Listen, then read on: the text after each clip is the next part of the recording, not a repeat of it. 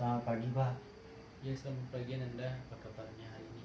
Hari ini alhamdulillah saya baik Pak. Akan tapi saya merasa punya tekanan. Saya merasa tidak enak. Jadi Anda datang menemui Bapak hari ini ingin membicarakan tentang masalah yang Anda hadapi saat ini. Iya Pak. Sebelumnya apakah Anda pernah mengikuti atau melakukan proses konseling sebelumnya? Belum pernah saya berkonseling Pak.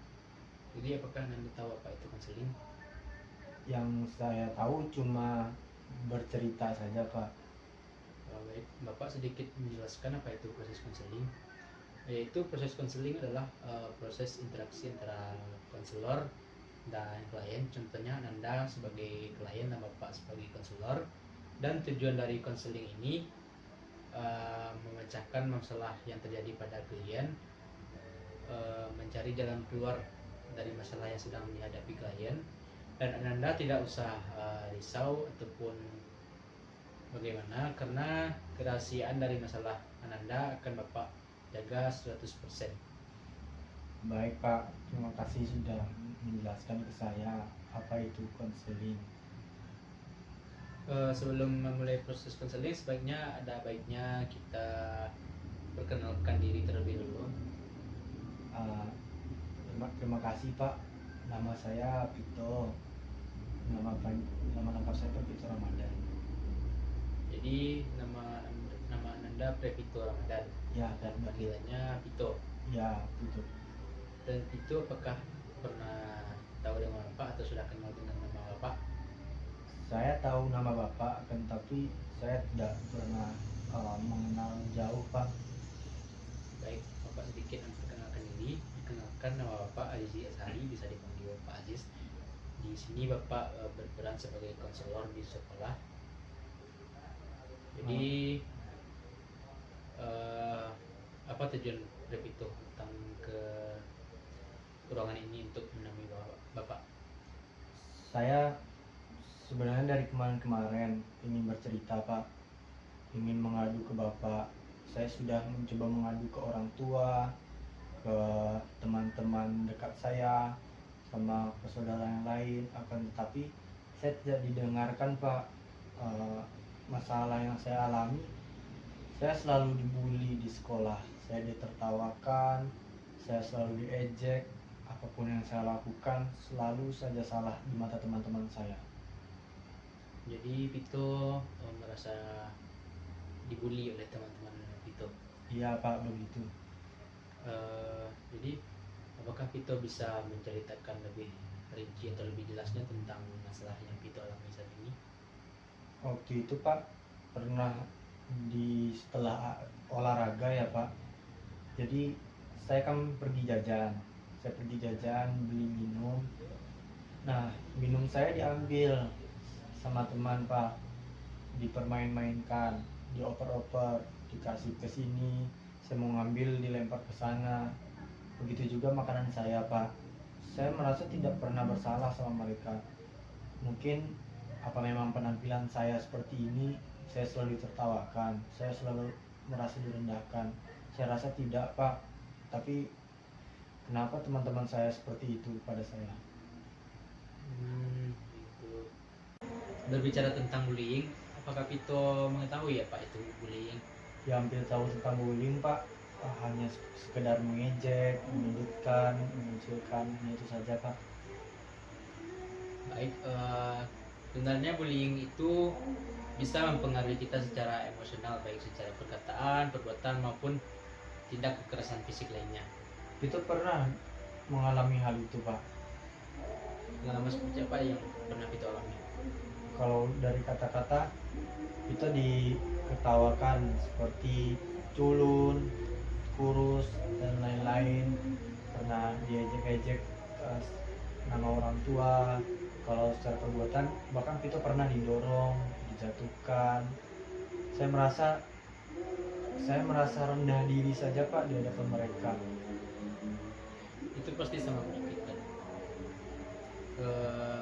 Jadi- Angola. Kejadian itu pasti sangat menyakitkan. Itu mereka disambut Tentu Itu Pak. pasti sangat menyedihkan. Eh, Bapak dulu nggak usah disebutkan hak memiliki Ah, contoh. mungkin dia tanya, dulu apakah Bapak pernah mengalami hal ini Pak? Yang tadi. Nah, Lanjut ya, nak. nah ulang lanjut ya. Dengan Itu pasti sangat menyakitkan tadi Kicana dilanjut. Tentu Pak, kalau menyakitkan memang, tapi saya berusaha untuk menerima saja. Oh iya Pak, Bapak dulu pernah nggak mengalami bullying ini Pak? Bapak dulu waktu seumuran itu di masa sekolah, Bapak juga pernah mengalami bullying ini. Seperti tidak dihargai oleh teman, mendapatkan perlakuan tidak menyenangkan dari teman, ya, yang dan kata-kata yang selalu menyinggung perasaan Bapak pada saat itu. Oke Pak, oh iya Pak, kita mau tanya boleh Pak? Tanya apa itu Pito? Kalau Bapak, saran dari Bapak gimana untuk mengatasi hal ini Pak? Baik, itu saran dari Bapak. Yang pertama, Pito jangan takut atau ragu untuk berbicara dengan orang yang lebih dewasa, karena siapa tahu orang dewasa tersebut bisa memberikan cara atau nasihat bagaimana kita menjadi lebih percaya diri lagi dan tidak merasa kesepian, dan bisa melakukan hobi atau hal-hal yang disukai secara pribadi, sehingga kita melupakan hal yang sedang kita alami. Oke Pak, berarti itu yang kita tangkap dari perkataan Bapak adalah kita harus menyalurkan hobi. Mungkin hobi Vito kan bermusik ya Pak. Mungkin ya ketika Vito lagi bermusik, Vito merasa senang, Vito merasa tidak ada masalah lagi, merasa fresh.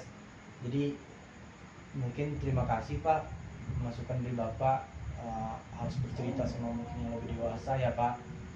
Terima kasih Pak sekali lagi. Sama-sama Pito, semoga saran dari Bapak bisa Pito terima dan Pito laksanakan dengan baik.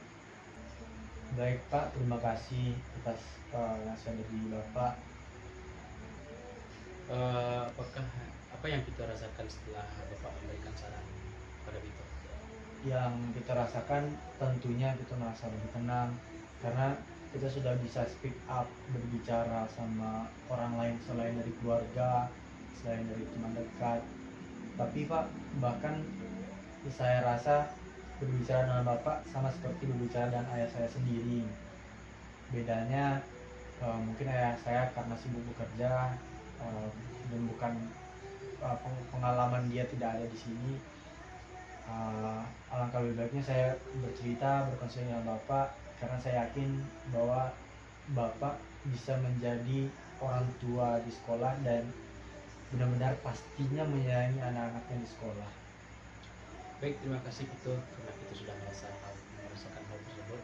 Cuman di sini posisi Bapak hanya sebagai konselor yang membantu bagaimana permasalahan yang sedang Pito alami, membantu bagaimana cara Pito menghadapi masalah-masalah yang Pito alami. Apakah Pito mengerti? Ya Pak, saya mengerti. Baik. Dari yang Pito ceritakan tadi, apakah Pito bisa menuliskan tingkatan trauma yang sedang Pito alami dari yang tingkat rendah sampai yang sangat Pito takutkan? Mungkin bisa Pak, boleh Pak. Baik, Bapak akan memberikan alat tulis seperti pena dan kertas. Itu bisa menuliskan apa yang itu alami. Silakan ditulis itu.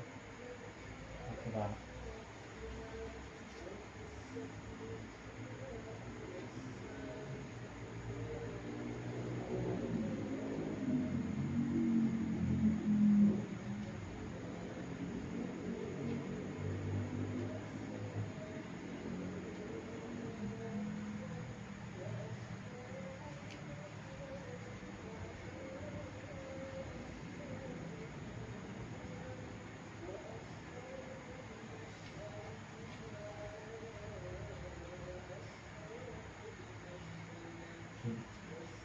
Sudah Pak, ini aja.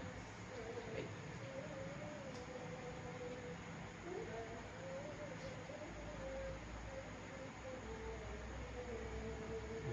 dari yang Vito tuliskan bisa Bapak simpulkan di sini sepertinya Vito cukup merasa trauma dengan kekerasan fisik. Betul. Iya betul Pak. Di sini Vito menuliskan sering dipendang, dipukul. Baik. Apakah Vito pernah melakukan perlawanan pada teman yang melakukan itu kepada Vito? Pada awalnya saya pernah mencoba melawan Pak, akan tetapi setelah itu saya merasa tidak yakin bahwa mereka bersama-sama Pak. Saya sendiri, mereka terkadang bertiga, bahkan bisa berlima orang yang membuli saya Pak. Jadi itu sering mendapatkan kekerasan fisik dari teman Vito. Ya sering sekali Pak, betul. Baik. Dari 3 hal yang Vito tuliskan tadi, Bapak dapat menyimpulkan bahwa sepertinya Vito sedang mengalami keterpurukan seperti kecemasan, ketakutan yang berlebih terhadap masalah yang Vito alami. Ada baiknya kita melakukan teknik relaksasi, di mana teknik relaksasi ini bertujuan untuk membuat diri kita lebih rileks, lebih damai setelah melakukannya. Apakah Vito bersedia? Baik Pak, itu bersedia. Baik, Bapak akan menghidupkan musik relaksasinya.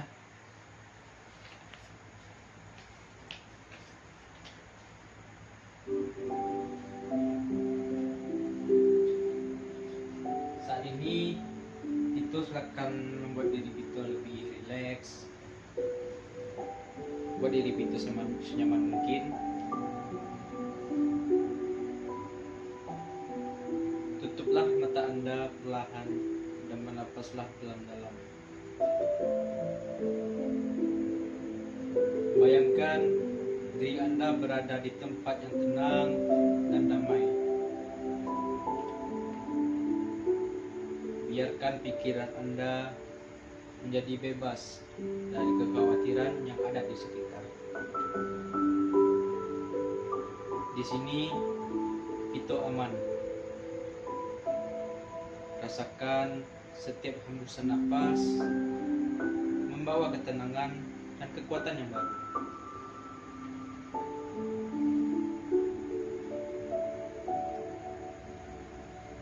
Sekarang bayangkan cahaya hangat yang memenuhi tubuh Anda, mengusir setiap ketegangan dan kecemasan. Biarkan cahaya ini membuat Anda kehangatan dan kepercayaan diri. Dalam keadaan ini, Anda merasakan kekuatan untuk menghadapi segala tantangan yang mungkin akan datang.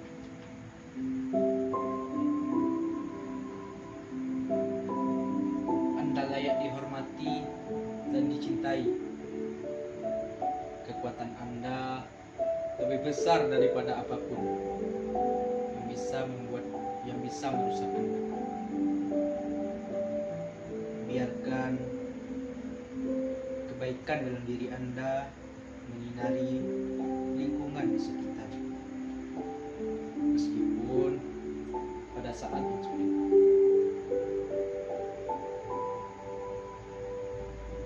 Anda adalah sumber kekuatan dan kebaikan yang tak terbatas.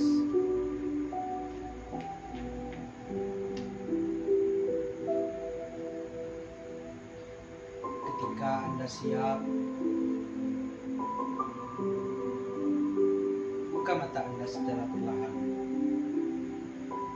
Ingatlah bahwa Anda memiliki kemampuan untuk menaklukkan rasa takut dan perasaan terintimidasi. Anda tidak sendirian dalam perjalanan ini. Bersama kita dapat mencapai kedamaian dan kekuatan sesungguhnya.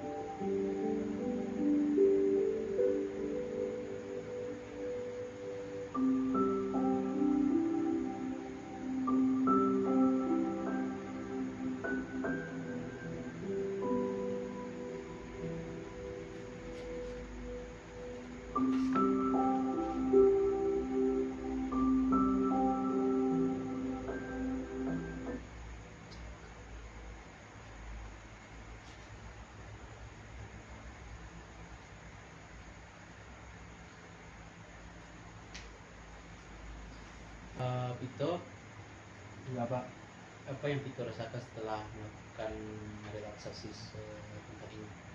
jujur kita merasa tenang, eh, sudah bisa mendengarkan mungkin musik relaksasi ya Pak. Eh, Ditambah dengan sedikit nasihat, tutur kata dari Bapak, merasa lebih tenang saja Pak. Jadi Vito sudah merasa rileks dan tenang. Ya, sepertinya begitu Pak. Saya merasa ada sedikit perubahan dalam diri saya, mulai timbul keyakinan bahwa saya memang harus seberani itu untuk melawan hal-hal yang saya takuti. Baik, sepertinya tahap konseling kita sudah mencapai akhirnya. Eh, dan jika Vito ingin berkonseling lagi dengan Bapak, silakan hubungi Bapak. Bapak siap melayani Vito di ruangan ini. Silakan temui saja Bapak di ruangan ini. Bapak. Baik, kita tutup konseling kita hari ini. Ucapkan assalamualaikum warahmatullahi wabarakatuh. Waalaikumsalam warahmatullahi wabarakatuh.